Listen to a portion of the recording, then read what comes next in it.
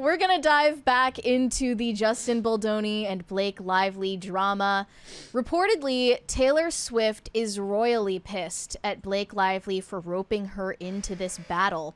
She feels that she was used by Blake Lively in her war with Justin Baldoni and resents Blake for calling her one of her dragons and using her name for leverage. One of the most infamous flashpoints in this lawsuit so far is a meeting that took place in Blake and Ryan Reynolds' apartment in New York City.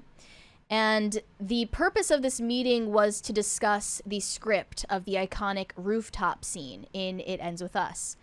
And Justin Baldoni showed up for this meeting expecting to talk about the script with Blake, but instead, Blake allegedly ambushed Justin Baldoni with both her husband, Ryan Reynolds, and her longtime friend, Taylor Swift. Dragons!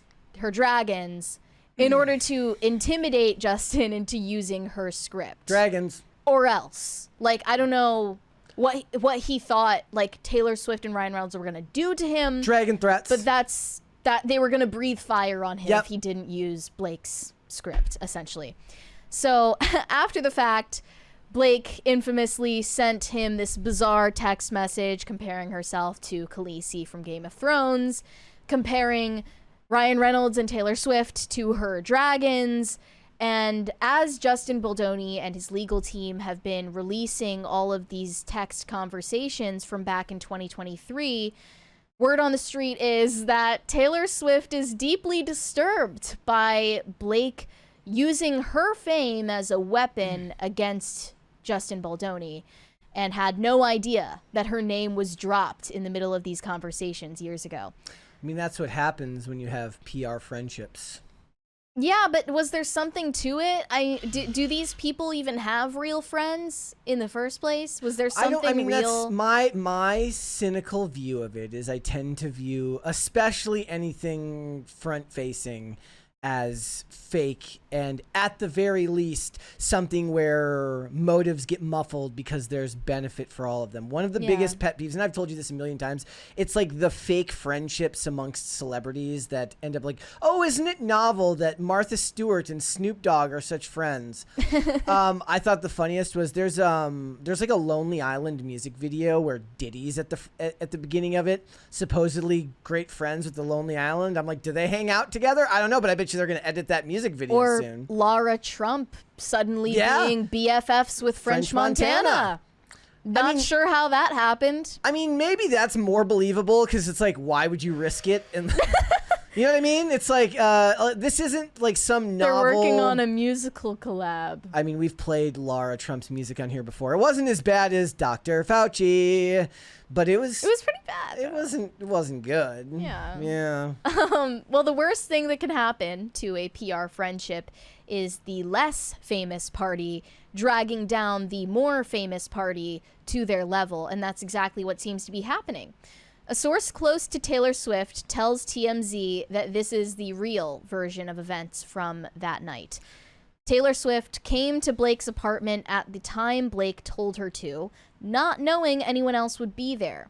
Taylor had no idea there was a meeting going on with Justin, and Justin was about to leave the 2-hour meeting around the same time that Taylor arrived. She was introduced to Justin then for the first and only time. All Taylor said to Justin was how excited she was to see the movie.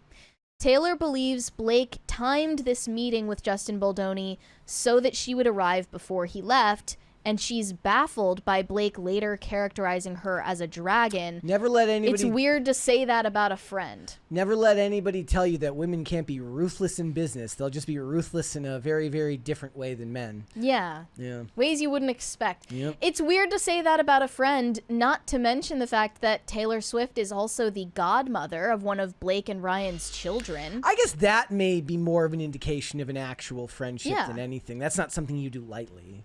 Yeah, so that does make Blake more in the wrong for what she did. I mean, okay, so think of it this way then. So you said that Taylor Swift is the godmother to one of their children, but Taylor Swift is saying like, you can't hang out with me in the skybox at the Super Bowl. I'll trust you with my children if I die, but I won't hang out with you during a bad PR run. Yeah, that's incongruous. It's not really about the bad PR run. If the bad PR run had nothing to do with Taylor, who knows? Maybe she would be sticking by her friend. But the fact that she was brought into it in this public way means she was kind of betrayed in a way. Taylor also has learned that Blake Lively has been name-dropping her all over town. Blake has been inappropriately leveraging Taylor Swift for a long time. In one instance, Blake told a young actress that Taylor Swift chose to cast her, which simply did not happen. That Taylor Swift chose to cast who? The young actress who goes unnamed in this account. So that's really strange. Blake reportedly believes that her friendship with Taylor is not strained, and the two are still talking regularly. Blake has since apologized to Taylor. They had a good cry together and hugged it out. As girls do, girls who support girls. When I remember there was who was it they were talking about where they're like, they saw Taylor Swift at a sleepover with a bunch of other musicians. I'm like, this is the fakest. A sleepover. I was like you're not 12. This is the fakest bullshit I've ever heard. Wait, do you have the Colonel Kurtz tweet? Yes.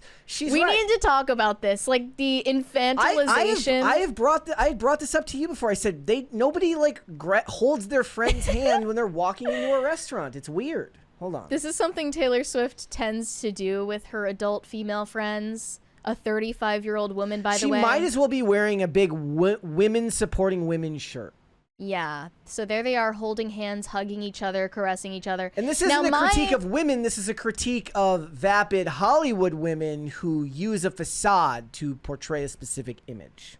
I might be giving too much benefit of the doubt here, but my first thought in regard to this physical contact is if I were getting mobbed by a group of photographers every time I walked from a car to a restaurant, I would probably want to hold hands with somebody I know too. Yeah, that made sense when you said it to me. And they don't want to lose track of each other or get trampled. Like, I understand that part of it, but I also equally understand that Taylor Swift has a tendency to infantilize herself and sort of model her friend groups after a middle school clique.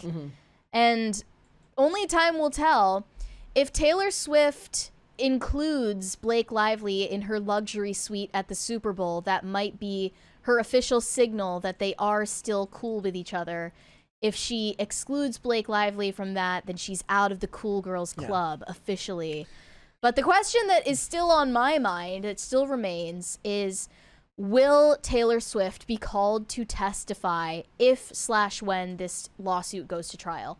And I noticed that in an interview with TMZ, Justin Baldoni's lawyer, Brian Friedman, is being strangely coy about the answer to that question.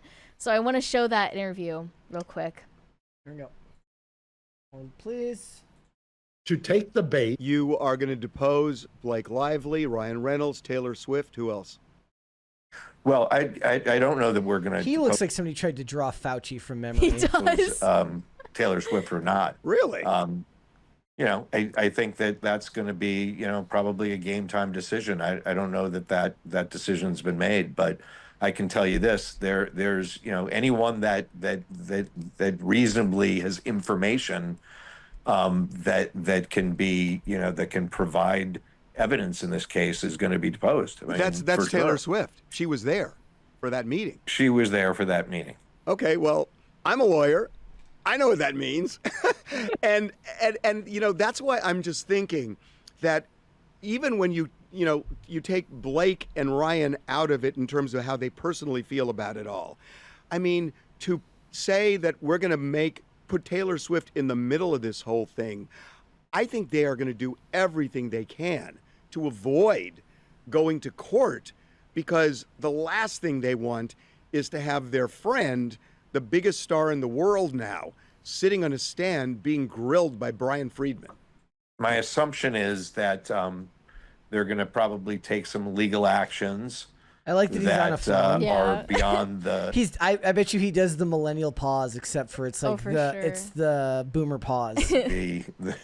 the bounds of decency, and we'll see if they can try to avoid a deposition. How could they do that if there's relevance? I'm going to object and order the witness not to testify. You're not his lawyer. You're his friend. Jeez. Mark is usually my lawyer, though.